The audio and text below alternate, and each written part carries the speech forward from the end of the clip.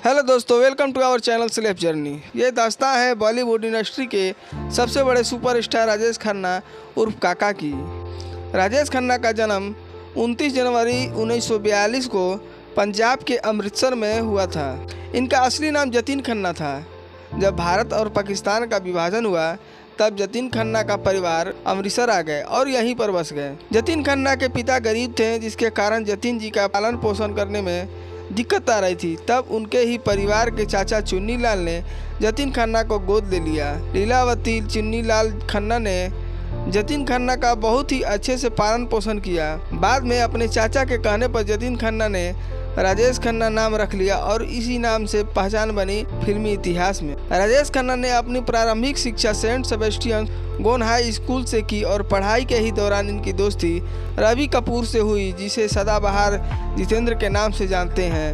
राजेश खन्ना को अभिनय में शुरू से ही रुचि रही, जिसके कारण स्कूल में ही बने थिएटर में अभिनय को सीखना शुरू किया और इसी के साथ उसमें अभिनय करने लगे। कॉलेज के दिनों में नाटक प्रतियोगिता में भी भाग लेते थे और इन्होंने कई पुरस्कार भी जीते। थिएटर और फिल्मों में काम पाने के लिए उन्होंने काफ़ी संघर्ष किए। निर्माताओं के दफ्तरों में चक्कर लगाते थे, लेकिन इनकी शानो शौकत में कोई कमी नहीं थी। हमेशा स्पोर्ट्स कार में ही सफ़र करते और जाते थे। उस समय इतनी महंगी गाड़ी से काम की तलाश करना एक बहुत बड़ी बात होती थी।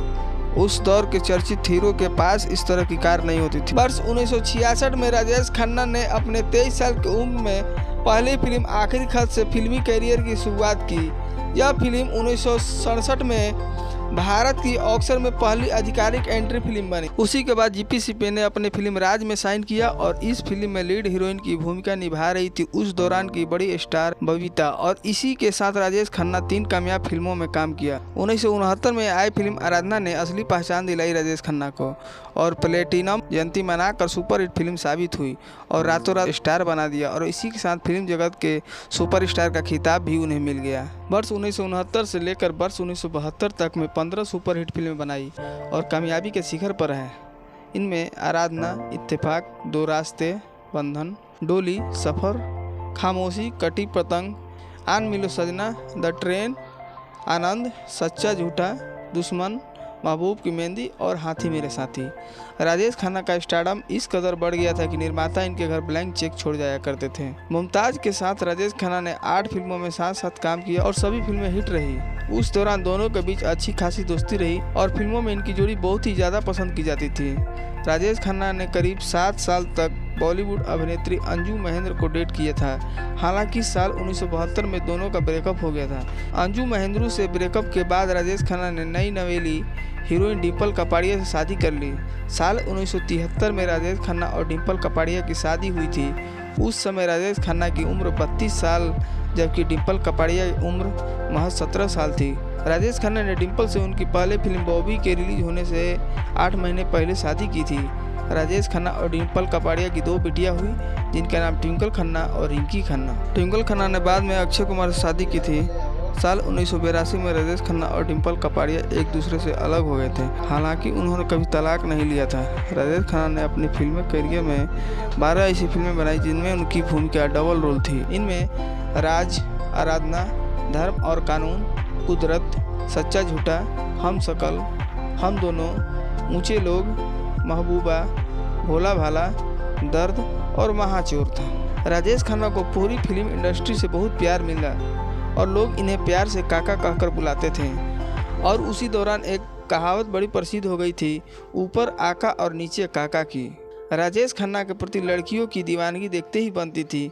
कहा जाता है कि उस समय लड़कियां राजेश खन्ना के प्यार में इतनी पागल थी कि वह राजेश खन्ना को खून से लिखे खत भेजती थी। उस समय कई लड़कियों ने तो राजेश खन्ना की तस्वीर से ही शादी कर ली थी।